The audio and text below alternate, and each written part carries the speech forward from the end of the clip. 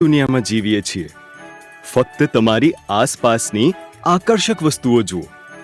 ચાલો શરૂઆત તરફ પાછા જઈએ અને જોઈએ કે બાઇબલ આપણને તે કેવી રીતે શરૂ થયું તે વિશે શું કહે છે.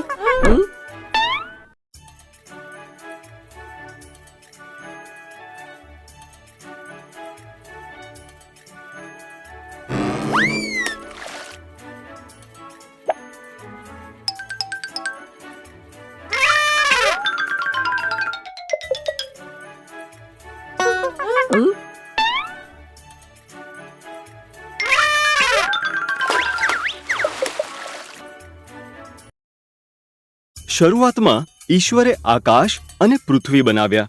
ઈશ્વરે અંધકારને જુદા પાડીને કહ્યું કે અજવાળું થાવ. તેમણે અજવાળાને દિવસ અને અંધકારને રાત કહી છે. પહેલો દિવસ થયો. પછી ઈશ્વરે નીચેના પાણીથી ઉપરના પાણીને અલગ કરવા અંતરિક્ષ કહ્યું. બીજો દિવસ થયો. ઈશ્વરે પાણીને ભેગા કર્યા અને કોરી જમીન દેખાઈ. તેમણે જમીનને ભૂમિ અને પાણીને સમુદ્ર કહ્યો. પછી તેમણે ઘાસ અને તેના જેવા છોડ, અનાજ અને ઝાડ બનાવ્યા. ત્રીજો દિવસ થયો. પછી ઈશ્વર આકાશમાં જ્યોતિઓ બનાવે છે. તેમણે દિવસ માટે સૂર્ય, રાત માટે ચંદ્ર અને બધા તારા બનાવ્યા. ચોથો દિવસ થયો. ઈશ્વરે પાણીમાં માછલીઓ તરતી મૂકી અને આકાશમાં પક્ષીઓ ઉડતા કર્યા.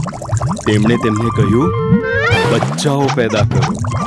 આખી દુનિયાને સંગીતથી અને આનંદ ઉત્સવના છાટણાથી ભરી દો. પાંચમો દિવસ થયો.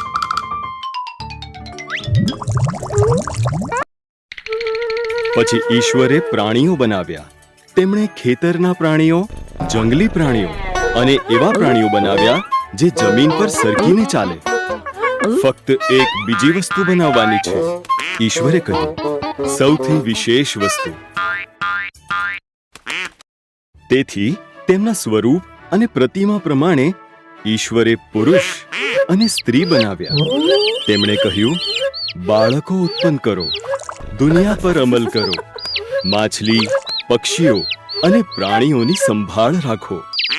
છઠ્ઠો દિવસ થયો.